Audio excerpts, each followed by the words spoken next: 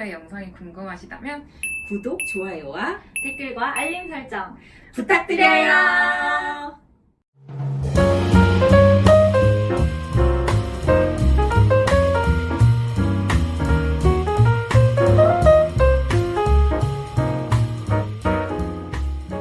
안녕하세요. 안녕하세요. 3부 꼰대가 아니라고 생각하시니까 꼰대신 거예요. 할게요. 제목이 너무 좋아요. 제목이 너무 정말 많은 사람들이 들어야 할. 네. 네. 전 하면서도 내심 90년대들한테 마음에 안 들면 어떡하지? 이러면서 했는데 점점 방송하면서 역시 나는 90년대에 가까워 하고 있습니다. 꼰대란 또라이란 사전적 정의를 먼저 들어보겠습니다. 네. 꼰대는 주름이 많다는 의미의 번데기에 경상 전라 방언인 꼰대기 혹은 꼰디기에서 왔다는 설이 있고요. 나이든 세대의 상징인 곤방대에서 축약되었다는 설이 있는데 이건 명확하진 않고 이 책에 나온 내용을 기반으로 한 말이고요. 지금 현재는 어떤 좀 고리타분하고 고지식한 사람을 일컫는 말로 꼰대라고 칭하고 있습니다. 그 다음에 또라이란 어떤 사회적 규율이나 범주에 벗어나 있는 사람으로서 어떤 집단에서 크게 벗어나 좀 그 주변을 불편하게 만드는 사람을 사전적으로 정의하고 있습니다. 네. 주변에 있나요? 꼰대라고 할 만한 분들이? 저 너무 많이 스쳐 지나가는데 가장 제가 충격적이었던 약간 그런 사례를 하나 들어보자면 제가 이제 방학 때 졸업하신 선배님이랑 이렇게 약간 만나야 될 그런 일이 있어서 미리 연락을 좀 드렸어요. 카톡으로 뭐 잘 지내고 계신가요? 뭐 저희 약속 언제로 잡을까요? 했더니 읽고 씹으시더니 다 그 밑에 학번의 선배님이 저한테 전화를 해서 혼내시는 거예요. 그래서 뭐가 문제가 된 거냐라고 물어보니까 너가 카톡으로 먼저 얘기할 게 아니라 문자나 전화를 했어야 되는 게 맞는 예의라고 카톡을 한 게 잘못됐다는 거예요. 저 아직도 이해가 안 되는데 저는 그냥 안부를 묻는 것도 예의를 차렸다고 생각을 하고 카톡으로 한 것도 그냥 어쨌든 문자든 전화든 카톡이든 메시지를 전달하는 체계는 똑같으니까 상관없다고 생각을 했거든요. 근데 약간 그 선배님 입장에서는 카톡은 그냥 너가 친구들끼리나 하는 거지 선배님이랑 할 메신저 창은 아니다라고 얘기를 하시더라고요. 그래서 너무 충격이었어요. 저는 이게 아직도 기억하고 있어요. 근데 이게 저희 어머니 정도가 그렇게 생각하시더라고요. 저희 어머니가 이렇게 생각하시더라고요. 카톡은 좀 그 친구들끼리 하는 거지. 어머니 아랫사람이 전화나 문자가 아니라 카톡을 그러니까 표현이 카톡을 띵 날렸다라는 생각을 하세요. 맞아요. 아무리 정성스럽게 써도 카톡은 띡 날린 거죠. 날렸다라고 생각하시는데 그 선배분 약간 그러실 수도 나이가 80년대생이셨어요. 저보다 10살 많으셨으니까 80년대 학번이 저보다 10살 많으셔서 그래서 좀 이해가 안 되긴 했었는데 약간 좀 되게 다른가 봐요. 저도 네, 느낌이 왜 좀 그게 다른 무슨 것 차이야? 같아요. 이러면서 엄마한테 했었는데 카톡으로 보이스톡 하는 것도 되게 싫어하시더라고요. 맞아요. 자기 전화번호가 저장이 안 돼 있다는 것 자체를 되게 기분 나빠하시더라고요. 저는 카톡으로 연결이 돼 있으면 충분히 연락이 가는 거니까 상관이 없다고 생각이 드는데 자기 전화번호를 저장도 안 해놓고 카톡으로 연락을 한다는 것도 기분 나빠하시더라고요. 성의가 없는 느낌이 들죠. 번호를 굳이 눌러서 하지 않고 내가 편한 대로 너한테 연락한다. 이런 식으로 생각하게 그럼 되죠. 번호는 어차피 저장이 돼 있어서 누르는 건 똑같지 않나요? 근데 번호가 없어도 누를 수 있는 게 보이스톡이니까. 그리고 왠지 되게 프라이빗한 공간에 침해하는 듯한 느낌? 그런가요?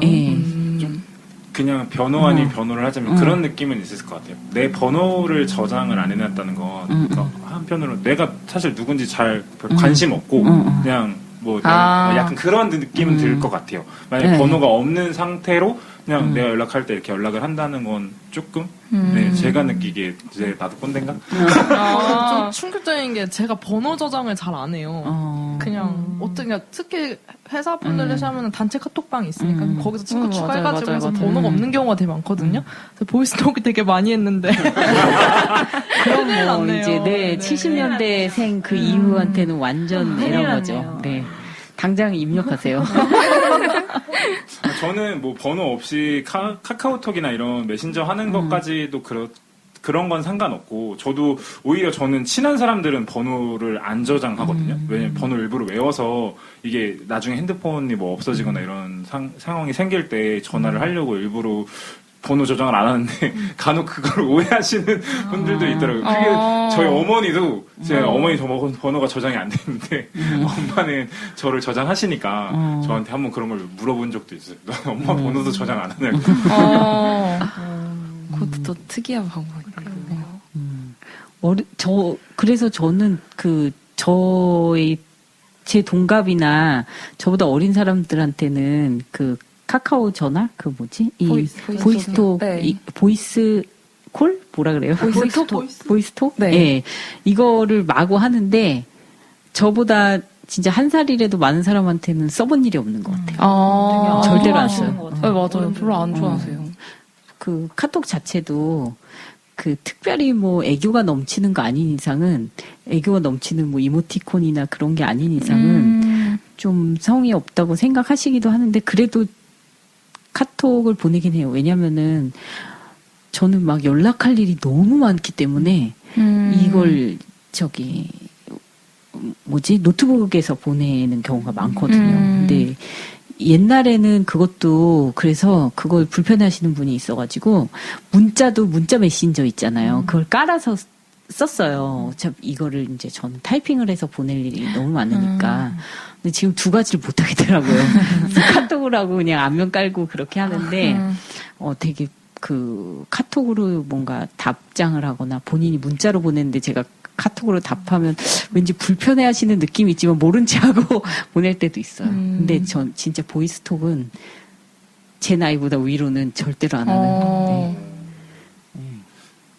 저는 약간 또라이라기보다는 그냥 좀 제가 이해 못했던 경험인데, 제가 옛날에 다니던 회사에서 이제 어떤 성과가 있어서 그 날은 이제 오전 업무만 하고 퇴근하는 날이었어요. 그래서 이제 대표님께서 승인을 하셔서 이제 다 퇴근해라 이렇게 해서 퇴근을 했거든요. 근데 제가 원래 그날 오후 받아야 되는 어떤 자료, 회계 자료가 하나 있었는데, 그거를 이제 거래처에서 그 오후에 저한테 전달을 한 거예요.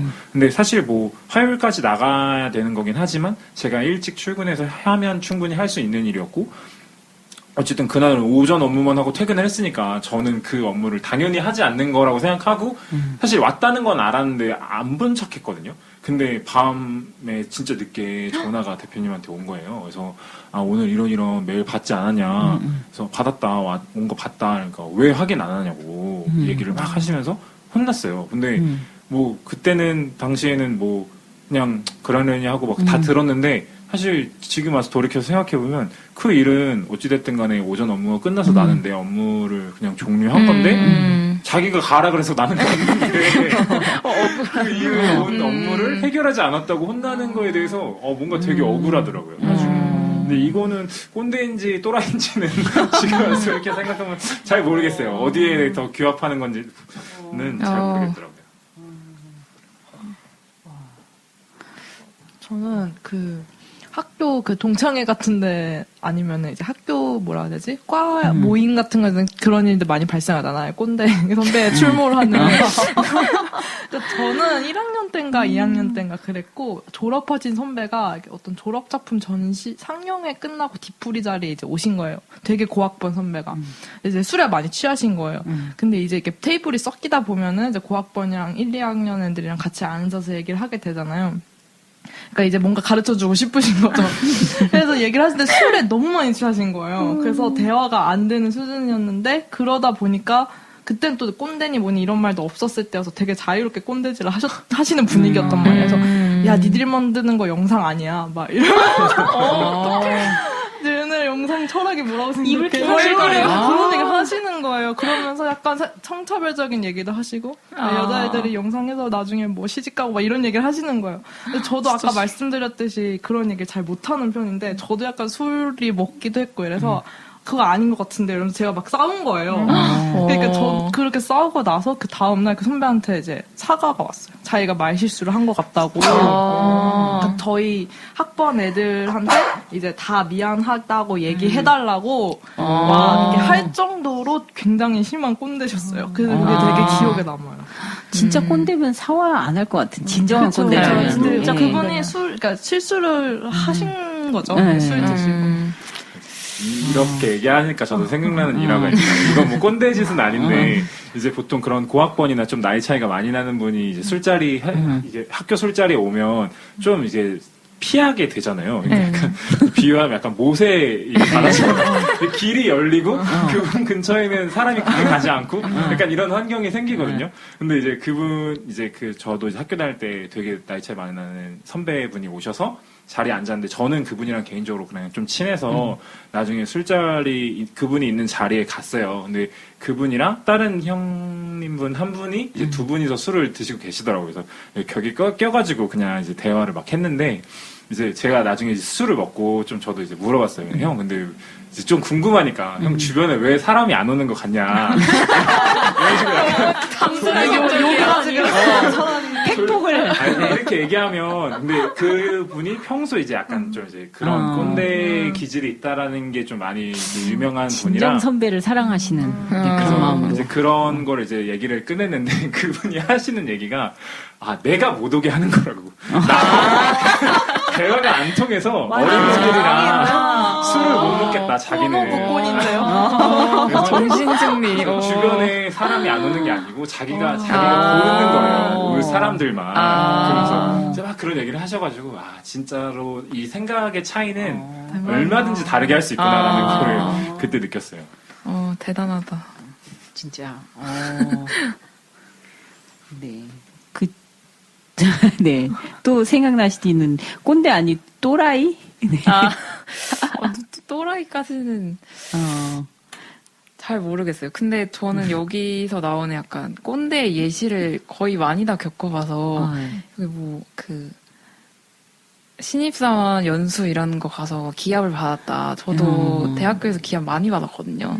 저 3학년 때까지도 기합을 계속 받았거든요. 그래서 이런 게 되게 싫었어요. 그때는. 그래서 그걸 많이 없애려고 노력을 했는데 결국 후배들이 똑같이 꼰대짓을 그 후배들에게 하더라고요.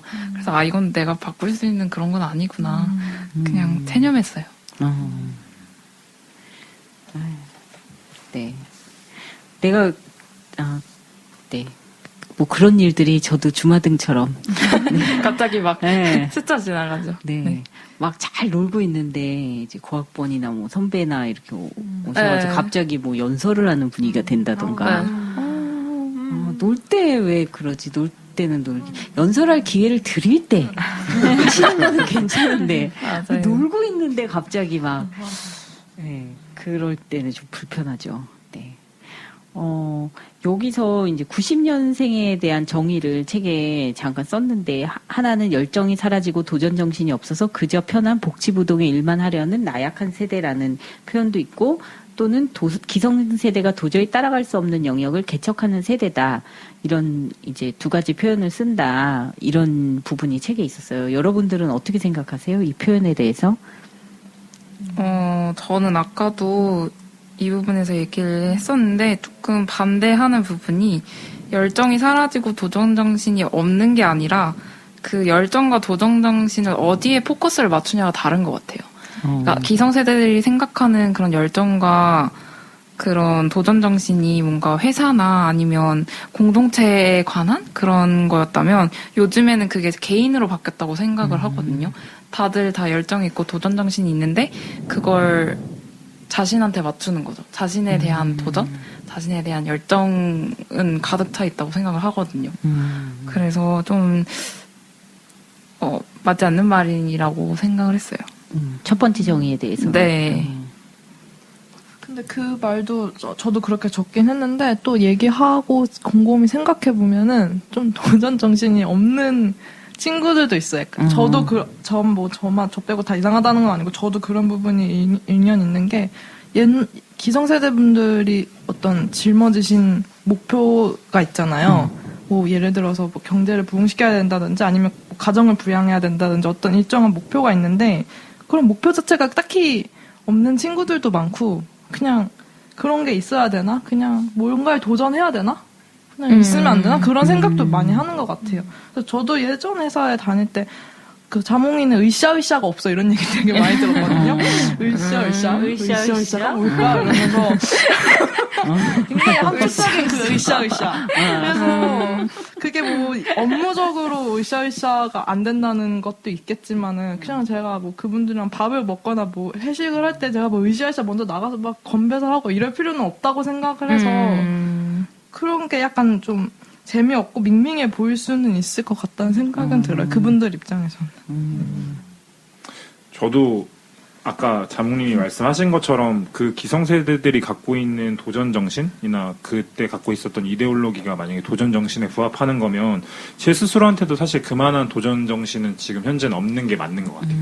근데 예를 들면 그런 게 진짜 열정이 사라지고 나약한 세대라고 한다면 그냥 그렇게 규정하는 건 사실 누구나 할 수 있다고 저는 생각하거든요. 근데 중요한 거는 사실 왜 그런 세대들이 됐을까를 물어보는 자세가 사실 필요한데 이 책에서는 사실 그런 노력을 일정 부분 하지만 많은 소위 말해 꼰대가 되는 사람들은 그걸 규정만 할 줄 알고 이게 이 현상이 어째서 벌어졌을지에 대해서는 관심이 없는 그냥 그런 사람들이 결국 꼰대가 된다고 저는 생각을 하거든요.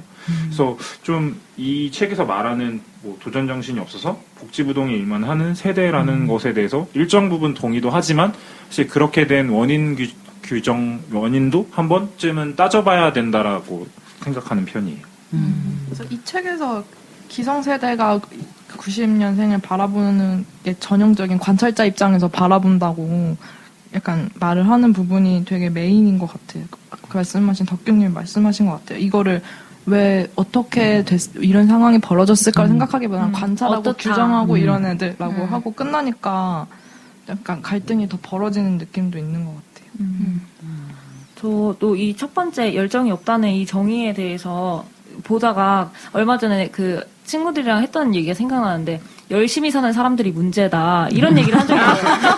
그 열심히 사는 사람들 때문에 우리가 되게 열정이 없는 것처럼 이렇게 보여지는 게 그게 문제다. 근데 이게 이렇게 보면은 그 얘기 한 분들이 되게 막 편하게 살고 싶어하고 막 안 하고 싶어하고 이럴 것처럼 보이지만 사실 그분들도 진짜 막 잠 안 자면서 하고 싶은 분야에서 열심히 하는 사람들이었거든요.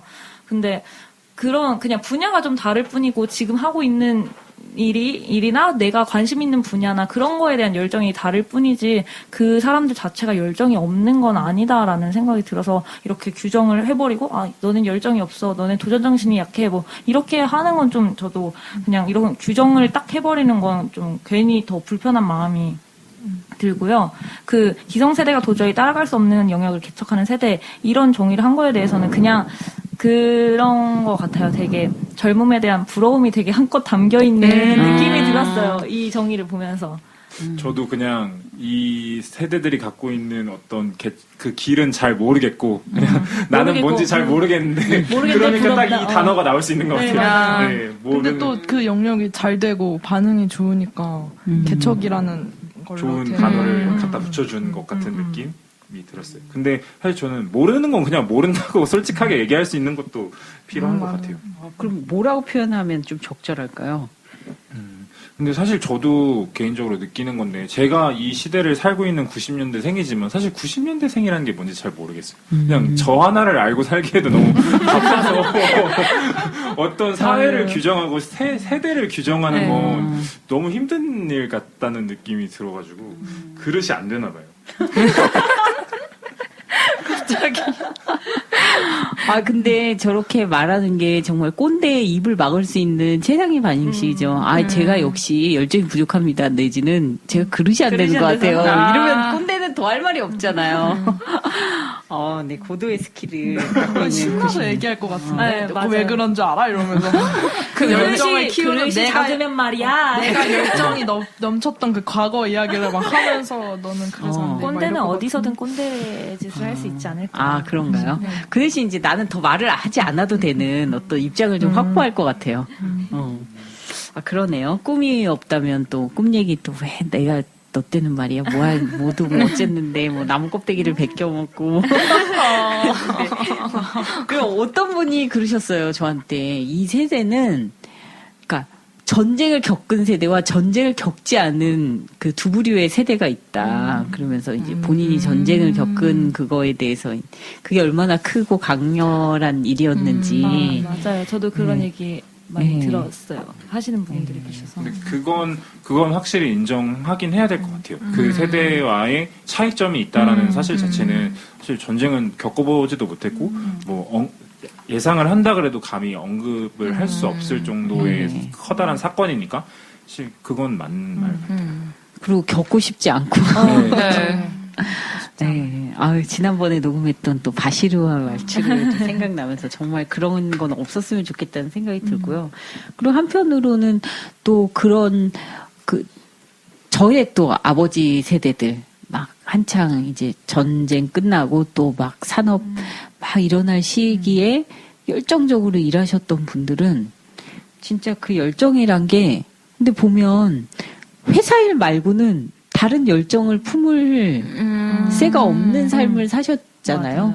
막 늦게까지 공장을 돌리고 일을 하고 막 정신없이 출장 다니고 뭐 그랬던 세대에서 본인이 알고 있는 세계의 열정이라는 건 어쩌면은 먹고 사는 직장에서의 열정이 전부인데 이렇게 젊은 세대들이 직장은 어떤 삶의 일부로 생각하고 그 외의 시간에 갖는 열정이라는 삶이 있다는 것조차를 생각을 못 하시는 것 같아요. 왜냐면 그냥 직장 생활이 삶의 거의 전부였으니까.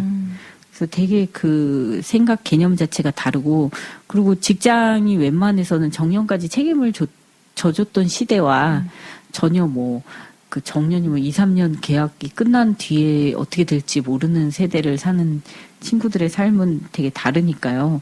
그렇다고 이제 열정이 없고 회사 일을 위해서 뭘 해줄 거니 그래서 너 하는 거 봐서 이제 속으로는 네가 여기서 대답을 잘하면 정규직 시켜줄 건데라고 생각을 해도 그 질문을 받는 90년대생 입장에서는 아니 저 질문을 할 자격이 있을까? 뭐 이런 생각이 들 수밖에 없는. 네, 그렇습니다. 그래서 그 다음 질문은 내가 소속돼 있는 곳에 대한 나의 충성심은 어느 정도인가? 대표의 기대에 비한다면 회사 내지는 등등등 속해 있는 곳들을 생각해 보시고 한번 대답해 보실까요? 정말 근데 이게 참 되게 웃긴 거는 이 중에서 사실 녹음하는 이 패널들 중에서 가장 회사에 충성할 수 있는 사람은 저일 거예요. 아마 아버지랑 같이 일을 하고 하니까 충성할 수밖에 없고 이거는 너무나 우리 집안의 중요한 일이고 뭐 이렇게 되지만 사실 저 그렇게 충성하지 않거든요. 우리 집의 일이고 되게 중요하다는 거 알고 있지만 저도 나는 나의 뭔가 나의 방향이 있고 나는 여기서 그냥 잠시 일을 하는 것 뿐이고 라는 생각이 드는데 이제 그거에 대해서 저희 대표님의 생각은 굉장히 한없이 철이 없다고 생각하시고 정말 지금 삿대질 나왔어요. 삿대질. 정말 만족스러워하지 않으시고 그러시죠. 네. 그냥 저는 직장의 개념인데 이제 아버지는 전혀 그렇게 생각하지 않으시고 뭔가 이거를 같이 책임져 가야 할 약간 우린 모두 가족은 맞는데 진짜 그런 회사의 가족 약간 이런 느낌으로 하셔서 네, 좀 차이가 있죠. 근데 저는 상사분이 많이 이해를 해주시는 편이에요. 그러니까 저도 솔직하게 제 인생의 목표를 말씀드렸고 여기서 너가 원하는 걸 얻어갈 수 있는 일을 해라 라고 말씀을 해주셔서 재밌게 일을 하고 있는데 그래도 면접 볼 때와의 온도차는 있는 것 같아요. 여러 가지 신체적인 이유도 있고 힘이 들고 이러니까 좀 나름 100%라고는 말씀 못 드리겠는데 나름의 제 뭔가 정의랑 그 팀이 하려는 방향이 맞기도 하고 이래서 몰입은 되어 있는데 그 기대에 100% 만족시키지는 못하고 있는 것 같아요, 제가. 그래서 저는 그냥 여기 계속 말씀하지만 저는 많이 이해하려고 하는 저희 세대들을 그러시는 분들이 많아가지고 사실 이 책 읽으면서도 기성세대가 그렇게 나쁘다는 이미지가 좀 요즘 많이 희석된 느낌이에요. 은근히 또 있어요. 그러니까 되게 그게 잘 되진 않지만 하려고 많이 하신다. 물어봐. 야, 내가 이렇게 하면 꼰대 같은 건가? 막 이렇게 하면서 자기 검열을 되게 많이 하시는 분들이 꽤 주변에 있으니까 굳이 회사가 아니더라도.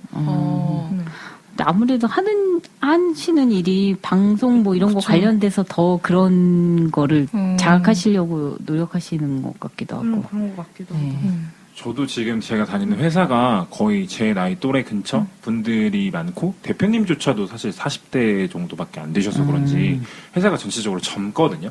그래서 팀장급들이나 뭐 그 위에 계신 분들의 마인드도 계속 이렇게 하면서 방금 자몽님이 말씀하신 것처럼 자기 검열하는 부분들이 많은 것 같아요. 그러니까 이런 뭐 꼰대라든지 이런 단어들이 파생되면서 좀 부정적인 면도 있겠지만 이렇게 어쨌든 이게 하나의 어떤 문화는 아니지만 어떤 이렇게 자리매김함으로써 좀 자기 검열을 하는 사람들도 굉장히 많아져가지고 저도 회사에 대한 충성도는 원래 그 전까지만 해도 저도 이 책에서 나오는 것처럼 저도 어떤 회사의 월급이나 뭐 어떤 환경보다도 제일 중요시했던 게 같이 일하는 사람들이 너무 그 소위 말해 꼰대 같으면 저도 당장이라도 막 그만두고 일했거든요. 근데 이 지금에 다니는 회사는 상대적으로 그런 게 좀 적기도 하고 최근 들어서 이 강아지를 키우고 있으니까 약간 그런 게 생기는 것 같아요. 부양할 가족이 있어서. 네, 약간 저는 진짜 책임감 같은 거를 세상 안 살고 살았는데 이게 왜냐면은 당장에 내가 일을 그만두면 이제 지출, 고정 지출이 생기다 보니까 일을 못 그만두겠더라고요.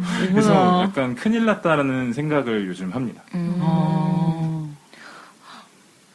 저는 여기서 말한 이제 충성심이 약간 그날 막 죽을 것 같이 아파도 출근을 해야 된다던가 아니면 내일 만사 제쳐놓고 회사 일을 우선으로 한다던가 이 정도라면 전혀 기대에 미치지 못할 것 같아요. 그래서 충성심이 그렇게 높지는 않은데 다만 제가 하는 일에 있어서는 제가 최선을 다하려고 생각을 할 것 같아요. 그래서 나 자신에 대한 충성심이네요. 어떻게 보면. 네, 그렇죠. 그러니까 제가 할 수 있는 만큼은 하는 게 제가 100을 할 수 있는데 50을 하는 거면 그건 조금 저 자신을 속이는 일이고 회사를 속이는 일이니까 그렇게는 하지 않을 텐데 요구하는 게 200이지만 제가 가지고 있는 게 100이라면 100까지는 하지 않을까 네, 생각합니다. 사실 우리가 그렇게 막 일을 제대로 안 하고 이러지 않는데 사실 각자가 가지고 있는 역량에서 모두가 최선을 다하고 있는데 함정은 그냥 그걸 바라보는 윗세대들이 더 큰 거를 기대하는 게 문제인 것 같아요. 우리는 우리의 최선을 다하고 있는데.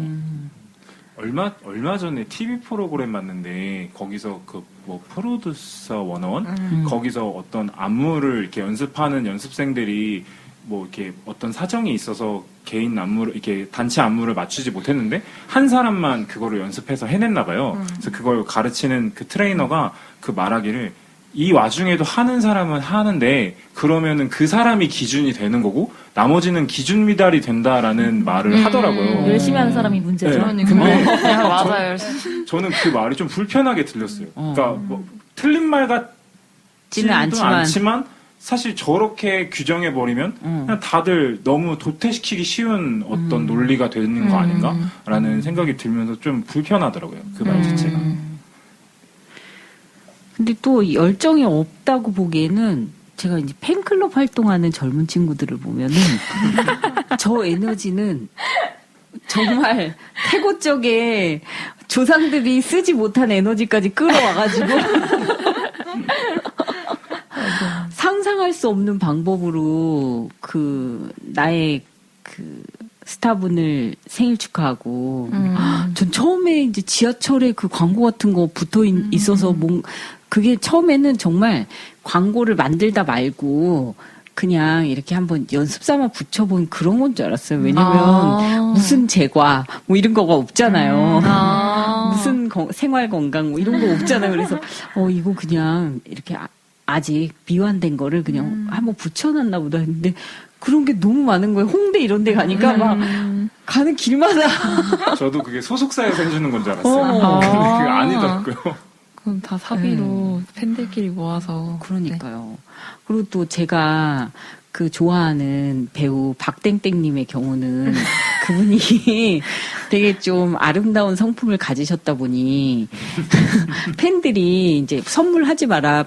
팬미팅 그런 거 할 때 저한테 선물하지 마시고 부모님한테 선물하라고 이벤트를 하거든요. 우리 박땡땡님은.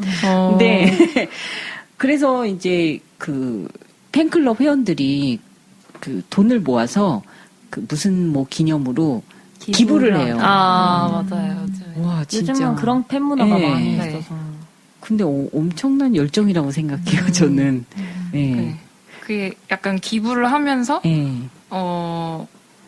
뭔가 그 연예인에 대한 사회적인 평판이 더 좋아지는 거니까, 조금 더 좋은 눈으로 바라봐줬으면 하는 마음으로 기부를 하는 거거든요. 그래서, 진짜 생각해보면 절대적인 사랑이네요. 어떤 그렇죠. 뭐 대가나 이런 걸 바라지 않고. 그렇죠. 그분이 심지어 그렇습니다. 알아주지도 않고 그러는데 네. 그리고 회사에서는 그 분명하잖아요. 제가 돈을 주시는 만큼 일하겠습니다지만 여기는 아무 돈도 안 주고 알아주지도 않는데 그저 나에게 한번 눈빛을 보내주면 그것으로 행복할 뿐입니다. 눈빛은 바라는 거예요. 아무것도 안 바라는 줄 알았는데. 그 정도는 아니죠. 네. 근데 저도 만약에 이제 팬으로서 본격적인 활동을 한다면은 진짜 그분이 뭐 굳이 나랑 만나지 않더라도 그냥 나의 마음을 그 행동으로 그냥 전하는 그쵸. 걸로 만족할 수 있을 것 같아요. 네. 네. 근데 그 일까지 하면 쓰러질 것 같아가지고 마음은 있는데 네, 참여는 못하고 있습니다. 그럼 시간이 많이 가긴 했지만 이것들 기성세대의 그 비합리적인 비효율적인 행동 아니면 말 의사결정 방식에 대해서 혹시 저는 회사에 있을 때 그런 그 얘기를 호소하시는 분을 많이 들었거든요. 이제 A라는 기한을 내놓으면 이 책에도 있는 그대로 있는 얘기인데 이제 위에 상사분이 이건 아니지 저건 이렇게 해야지. 그래서 상사분 몇 분을 거쳐서 돌아서 다시 보고서가 오면 본인이 처음 했던 대로 해야 되는 그런 일이 많다는 얘기를 많이 들어요. 그리고 의사 결정하시는 분은 따로 있는데 중간 관리자분이 이제 손을 본다고 해서 하면서 이제 여기서 보고서가 되게 많아지는 내용도 하잖아요. 얘기가 이제 변형이 되고 다시 써 하는 게 이제 진짜 자기가 처음 냈던 거면은 되게 마음이 힘들 것 같아요. 그런 게 되게 비합리적이다라는 생각이 들 수도 있는데 뭔가 조직이 크면 아무리 내 생각에 이게 맞다 생각해도 의견을 개진할 만한 파워나 창구가 없잖아요. 근데 그런 것들도 있고 뭐 등등 그 전에 우리 워킹맘 녹음할 때 그런 얘기 치킨을 먹을 때 이제 감히 말단 직원이 닭다리를 먼저 집어드는 일은 있을 수 없다. 뭐 이런 얘기가 나왔는데 눈치껏 해야 되지 않냐라는 의견과 왜 눈치를 봐야 되냐 아주 맹렬하게 그 워킹맘들이 얘기를 했어요. 네, 그분들은 이제 부장급은 아직 없었을 시절인데 네, 그런 것들이 비합리적이라고 볼 수도 있죠. 다 같이 먹자고 뜯었으면 다 같이 먹으면 되는데 이미 닭은 왜 다리가 2개밖에 없을까. 그래서 부장님, 차장님 먹으면 끝인. 네, 그런 것들도 있죠. 저 갑자기 비슷한 얘기가 생각났는데 예전에 되게 어렸을 때였어요. 한 22살 이럴 때 회사에 잠깐 들어가서 일을 했었는데 그 과장님이 스타벅스를 데리고 가서 마시고 싶은 거 골라라고 하셨는데 마시고 싶은 거 고르라고 분명히 하셨는데 제가 그때 커피를 안 마시던 때여서 그냥 뭐 다른 라임 어쩌고저쩌고 이런 걸 시켰어요. 근데 이제 과장님은 아이스 아메리카노 드시고 저는 라임 이런 걸 시켰는데 되게 요즘 애들은 정말 시키는구나. 가격이 2배가 넘으니까요. 네. 가격이 다르니까요. 그때는 굉장히 뭣도 몰라서 그렇게 시켰는데 오히려 요즘에는 그렇게 하지 못할 것 같아요. 아니, 저는 여기 나온 게 너무너무 공감이 갔어요. 무의미한 회의나 본인 여기 영멘토링 그 제도 얘기하면서 결국에 본인 의견으로 할 것을 이제 그거를 솔직하게 얘기를 한 거죠. 부하직원이죠. 왜 본인 얘기로 하실 거면 왜 물어보시는 거야? 뭐 이런 식으로 했더니 뭐 표정이 굳어서 신입사원 교육시키라고 했다. 그런 내용들이 그냥 뭐 되게 많이 그냥 굳이 회사가 아니더라도 선배들이랑 얘기해도 결국 선배가 원하는 걸로 하게 되고 옛날에 일했던 회사에서 디자이너분들이 이런 고통을 좀 많이 느끼시는 것 같더라고요. 그러니까 상사분이 애매하게 디자인에 대해 아시면 그러니까 모르시면 아예 전적으로 맡기는데 애매하게 아시면은 결국 그의 취향대로 만들어줘야 되는 거예요. 그러니까 디자이너분들은 이제 자기가 원하는 디자인이 있으니까 그거를 얘기를 하는데 좋긴 한데, 뭐, 하면 A, B, C, D를 말을 하시는 거예요. 그래서, 그러면 처음엔 열정이 넘치니까, A는 이래서 별로고, B는 이래서 별로고, 이렇게 하면은, 그래? 이러면서, 그래, 다시 생각해보자. 이러고, 결국 또 나중에는 A를 얘기를 하시는 거죠. 그래서 나중에는 그냥 아무 말도 하지 않고 빨리 A로 해서 빨리 작업을 해서 빨리 퇴근하는 게 최고다라고 생각을 하셔서, 그렇게 되더라고요. 근데 그래서 결과물이 결국 좋지 않죠. 그러니까 왜냐면은 그 상사분이 원하시는 거는 20, 30대가 좋아하는 디자인이었으면 좋겠는데 자기가 원하는 답이 있으면 20, 30대가 말하는 거는 탈락이 멀어지지. 되니까 결국은 되게 비효율적이고 비합리적인 결과가 나오게 되는 것 같더라고요. 근데 이게 너무너무 많은 것 같아요. 답정너라고 하잖아요. 정말 답은 정해져 있는데 차라리 그럴 거면 이게 괜찮으니까 이렇게 하자라고 처음부터 하면 그냥 빠르게 진행이 될 텐데 흠새가 빠지잖아요. 왜 그거를 자꾸 물어보시고 그걸 또 고민해 가서 뭔가 대답을 해야 되잖아요. 대답을 하면은 그래 좋지 좋은데 근데 이거는 이게 낫지 않나? 라고 말씀을 하시면은 굉장히 저는 조금 이해 안 가는 게 회의하면은 저는 예를 들면 그게 소위 말해 무용한 회의잖아요. 근데 저는 개인적으로 그런 거 하는 거 되게 좋아하거든요. 그러니까 예를 들면 이 책에서도 나오지만 그렇게 막 소위 말해 생산적이지 않은 회의를 오래 하는 거에 대해서 굉장히 불만을 갖고 있는데 사실 저는 가끔 그렇게 막 얘기해서 결론 안 나는 회의들도 하면은 재밌기도 하고 즐거울 때도 있어요. 근데 제가 그리고 막 어떤 일을 진행할 때 내가 가지고 갔던 안을 예를 들면 대표님이 근데 이건 이렇게 바꾸는 게 낫지 않나 이렇게 해서 대표님 스타일로 결국 바꿔서 진행하는 것까지도 뭐 그냥 납득할 수 있다고 생각하거든요. 그게 회사의 방침이면. 근데 제가 겪었던 것 중에 최악은 예를 들면 이런 것이 있었어요. 뭐 어떤 초안을 작성해나 가서 제출을 하면 이제 좋다 이렇게 얘기를 하세요. 근데 여기에 이제 첨가를 하시는 거예요. 근데 첨가를 할 때 어떤 방향성이나 목표를 정확히 주고 근데 이건 이렇게 꽂혔으면 좋겠어가 아니라 그냥 대충 비유를 하면 근데 여기서 이렇게 바람 느낌이 났으면 좋겠어. 좀 더 부드러운 제가 쓰는 게 거의 대부분이 원고니까 근데 여기서는 좀 더 부드러운 느낌이 났으면 좋겠어. 근데 그 부드러운 느낌이라는 건 이제 문장에 따라서 굉장히 많이 바뀌기 때문에 규정이 안 돼요. 근데 이렇게 또 부드럽게 썩었으면 근데 좀 부드러우면서 날카로웠으면 좋겠어요. 이게 결국 대화를 오래 하면 이 사람 머릿속엔 사실 아무것도 없어요. 그냥 방향성이라는 게 없는데 그냥 지금 당장에 가까운 여기서 내가 다시 돌려보내면 조금 더 괜찮은 게 오겠지 라고 막연하게만 생각하는 거예요. 근데 제가 딱 그걸 느끼는 순간 여긴 그만둬야겠다 이러고 나왔어요. 근데 제가 겪어본 최악은 그런 거였어요. 진짜 그거 공감 간다. 그러게요. 답이라도 정해져 있으면 그냥 그걸 빨리 맞추면 그만인데 본인이 답을 모르는 상태에서 거기서 답을 찾아야 자기가 되니까. 원하는 답을 내주길 바라면서 1차, 2차, 3차, 4차 가면 너무 고통스럽죠. 그건 진짜 그냥 약간 감옥이에요.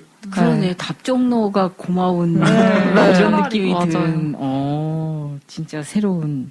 근데 아무 사실은 대안이 없었다는 느낌을 받는 그 허무한 순간들이 있죠. 분이랑 얘기하다 보면. 근데 그 생각이 있으신 것처럼 높여드려야 되는 네. 이런 거 말씀하시는 거죠. 제가 한번 해보겠습니다. 이래야 되는 그런 순간 좀 괴롭죠. 네. 네. 왠지 막 입에 익숙한 멘트 같아서. 기성세대의 이 80년대생들 또는 그 이상의 세대들이 훌륭하다. 혹은 이분들한테 배우고 싶은 게 있다. 이런 생각이 들었던 적이 있는지. 저는 있는데, 이분들이 지금 되게 중요하다고 얘기되고 있는 가치들이랑 본인이 살아온 삶의 궤적이 좀 다르실 것 같거든요. 워라벨이라든지 이런 게. 그런 게 이제 아까 제가 맨 처음에 말했던 것처럼 내가 이제 새로운 게 아니라는 걸 인정하고 다른 걸 받아들여야 될 때 굉장히 유연함이 필요한데 지금 80년대생, 70년대생 분들이 그걸 되게 많이 압박이 느껴지실 것 같아요. 내가 이제는 좀 변해야 된다. 변화하고 싶은데 나는 이미 어느 정도 자리를 잡았는데 어떻게 변할 수 있을까에 대한 저희랑은 또 다른 고민을 하실 것 같거든요. 근데 그 와중에서도 또 유연함을 보여주시는 분들이 계신 것 같아요. 그게 100% 꺾이진 않아도 그렇게 하려고 많이 이렇게 스트레칭을 하시는 분들? 그런 분들을 보면 내가 나중에 00년생이 왔을 때 어떻게 해야 할까를 좀 많이 배우게 되는 것 같아요. 사실 저도 벌써부터 무서운데 그런 건 좀 배울 만한 태도라고 할까요? 네, 많이 배우고 있어요.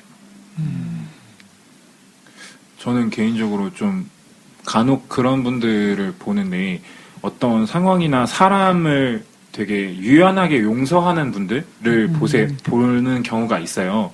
근데 제가 개인적으로 제 스스로가 가장 안 된다라고 생각하는 게 약간 그런 거거든요.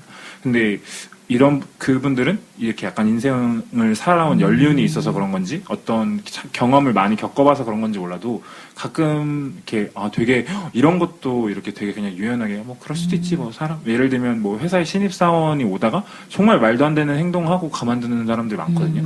근데 그런 사람들 보면서 뭐 그럴 수도 있지 그냥 이렇게 받아들이는 것도 그렇고 그냥 어떤 상황을 그렇게 유연하게 행동하는 모습을 보면 그때는 좀 이런 거는 확실히 연륜이나 나이에 따라서 내가 따라갈 수 없는 바이브 같은 게 있는 거구나라는 느낄 때가 있어요. 맞아요. 그런 게 느껴질 때가 있어요. 되게 프로페셔널해 보일 때 그런 거 있어 보여요.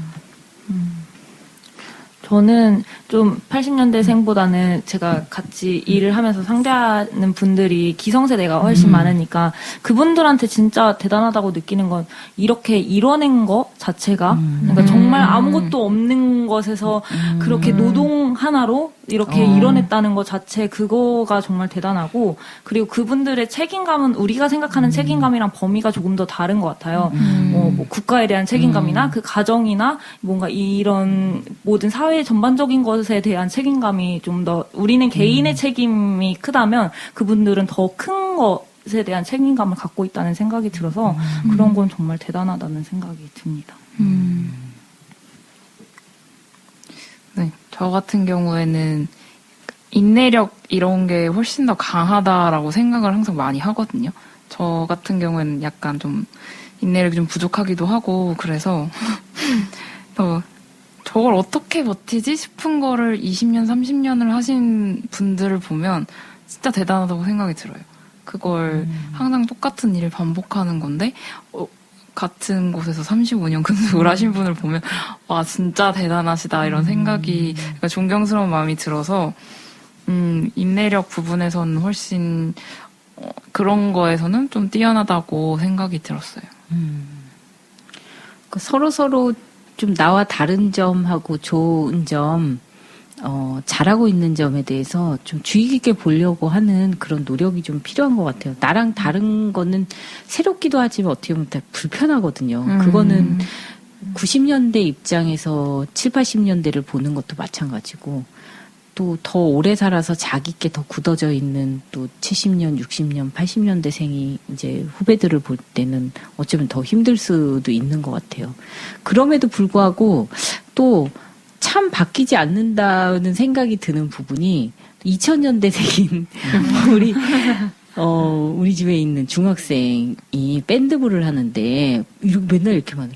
우리 선배님들이 오늘 중간고사라서 안 나오셨어. 그래서 우리는 너무 편안했어. 그래서 오셨어? 선배님들이 엄마한테는 막 웃기는 들어서 이런 문화가 나도 중학생 때 저런 표현을 한 번도 선배한테 써본 일이 없는데 아니 지금 몇 년도인데 아직도 저런 문화가 있구나 해서 그런 그 뿌리 깊은 어떤 그런 문화는 또 바뀌지 않는 면도 있구나. 세대가 문제가 아닌 것 같아요. 네, 그거는. 네, 그런 문화, 오래된 문화. 네. 그래서 그런 것들에 대해서 어떻게 보면 그런 집단 문화도 나를 또 날카롭게 좀 객관적으로 보고 알아야 되는 그런 어떤 부분인 것 같고요. 근데 뭔가 이해하려는 시도를 했다는 점에서 이 책이 좀, 네, 좋았다는, 네, 생각이 듭니다. 그 편지 쓰기, 네, 꼭 부탁드리는 거. 좀 네. 마지막으로, 네, 편지를 읽어보면서 마치도록 하겠습니다. 시간이 엄청 많이 지나갔어요. 네. 제가 먼저. 네, 선정했어요. 왜냐면 못할수록 빨리 하는 게. 네. 저는 기성세대들에게 쓰는 편지를 썼는데요. 네. 세상이 얼마나 무섭고 배고픈 게 뭔지를 몰라 철없는 소리를 한다는 이야기가 그 시대의 어려움이 얼마나 큰지 경험해온 입장에서 하신 이야기라는 것. 감히 그 삶을 다 이해할 순 없지만 어느 정도 이해하고 감사해요. 하지만 그동안 생각해오신 분야들과 다르더라도 우리는 각자가 재미있는 분야에서 다양한 모습으로 열심히 열정 갖고 살아갈 테니 조금만 기다려주세요. 열정은 아직 살아있어요. 굉장히 발랄한 느낌. 저는 그냥 다 아울러서 그냥 젊은 꼰대든 늙은 꼰대든 자기가 잠재적 꼰대일까봐 무서워하는 사람이든 뭐든 네. 남이 만든 레모네이드에 내가 좋아하는 이름과 가격이 적힌 상표를 붙이는 건 이상한 일이다. 그럼에도 붙이려는 순간 꼰대가 탄생하는 것 같다. 자기 레모네이드에 각자가 좋아하는 스티커를 붙일 수 있도록 우리는 지나친 참견은 그만두자. 저 완전 마지막이 좀 부담스럽기 때문에 마지막 피하고 싶었어요. 네, 그리고 마지막을 덕규님이 하는 게 맞는 것 같아요. 네. 모든 세대를 아우르는 그러네요. 컨셉트를 가지신. 좋네요. 네. 네. 저도 이제 기성세대들에게 쓰는 편지를 썼는데요. 저는 항상 윗세대들과의 만남이 참 어렵고 두려웠습니다. 어떻게 행동해야 할지 말해야 할지 아무 생각 없이 한 말이 싸가지 없게 보이지는 않을지 눈치를 봐야 했거든요. 그런데 사실 여러분도 우리를 두려워하고 있었습니다. 자신들과 많이 다른 90년대생들을 어떻게 받아들여야 하는지 몰라서 번관하는 여러분과 우리에게 필요한 것은 친해지길 바래인 것 같습니다. 우리 좀 더 툭 털어내고 쿨하게 이야기해보면 좋지 않을까요? 근데 술 한 잔보다는 커피 한 잔이 더 좋습니다. 센스가 있네요. 네. 다른 분들이 되게 길게 준비를 하셔서 사실 저는 뭐 길진 않은데 생각해보니까 이 책의 앞에 서두부터 계속 뭐 90년대 생활 이렇게 규정해놓고 얘기를 하는 게 불만이다라고 얘기를 하는데 생각해보면은 사실 이 책에서도 우리도 사실 기성세대를 그냥 꼰대라는 용어에 하나 딱 가둬놓고 너무 단편적으로 보는 거 아닌가 싶은 생각이 조금 드네요. 그래서 저는 좀 서로한테 하는 얘기라고 생각하고 편지를 썼는데요. 우리는 서로를 세대로 볼 것이 아닌 각자의 이름으로 보려는 노력이 필요할 것입니다. 서로를 규정하기 위해 짓는 모든 이름들은 어쩌면 서로를 가장 어긋나게 하는 벽이 될지도 모릅니다. 때문에 나는 이 책에서 나오는 모든 세대의 이름들이 불편했습니다. 나는 나로, 당신은 당신으로 보려는 노력이 필요합니다. 이렇게 썼습니다. 네, 다 공감 갑니다. 오늘 또 민초님이 오셔가지고 또 다른 분위기로. 네, 좋았어요. 네. 그럼 짧은 한마디로 마치겠습니다. 이제 소감 말해요. 네. 제가 오늘 책 추천을 오랜만에 진짜 한 것 같은데 다들 어떻게 읽으셨는지 모르겠어요. 재밌었으면 좋겠고 저는 부디 모든 세대가 다 갈등 없이 잘 살 수 있는 세상이 왔으면 좋겠어요. 네. 갑자기 세계 평화를. 세대 평화. 저는 이 책 되게 재밌게 잘 읽고 준비하면서도 약간 많은 사례들이 떠오르면서 이야기할 게 진짜 많겠다. 되게 재밌게 왔거든요. 그래서 추천해주신 자몽님 감사드리고 오랜만에 또 세 분을 뵈서 좋았습니다. 네. 저도 오늘 좀 개인적으로 이 책 좀 급급하게 읽느냐고 좀 준비를 제대로 하지 못한 것도 있었고 육아 때문에. 네. 어떻게 해야 될까 했었는데 생각보다 그래도 이렇게 저렇게 유쾌한 얘기를 많이 한 것 같아서 재미있는 녹음이었습니다. 이 책 자체가 약간 우리 얘기를 담고 있기 때문에 여기 책 표지에 간단함, 병맛, 솔직함으로 기업의 흥망성쇠를 좌우하는 90년생이 온다 이렇게 써 있어요. 정말 읽으면서도 되게 간단한 느낌, 이 책 자체가 무겁지 않고 뭔가 병맛이고 솔직한 이런 이야기를 담고 있어서 읽으면서도 되게 편했고 같이 이런 비슷한 또래들과 이런 얘기를 나눌 수 있어서 즐거운 시간이었습니다. 네, 정말 90년생들과 같이 하다 보니까 제가 90년생인 것 같은 착각을 하며 즐거운 시간으로 보냈고, 다른 사람을 알려고 노력하는 것 자체가 되게 기쁨을 주는 것 같은 네, 그런 경험을 했던 시간입니다. 그럼 다음 달에는 어떤 주제로 만날지 아직 못 정했는데요. 네, 어쨌든 우리 다음 달에 또 뵙도록 하겠습니다. 감사합니다. 안녕히 계세요. 지금까지 영상을 잘 보셨다면 구독과 댓글 알림 설정 부탁드려요. 네, 시청자 여러분의 작은 터치가 평범한 상담소에 큰 힘이 됩니다. 평범한 상담소와 특별한 하루 되세요. 다음 영상에서 만나요.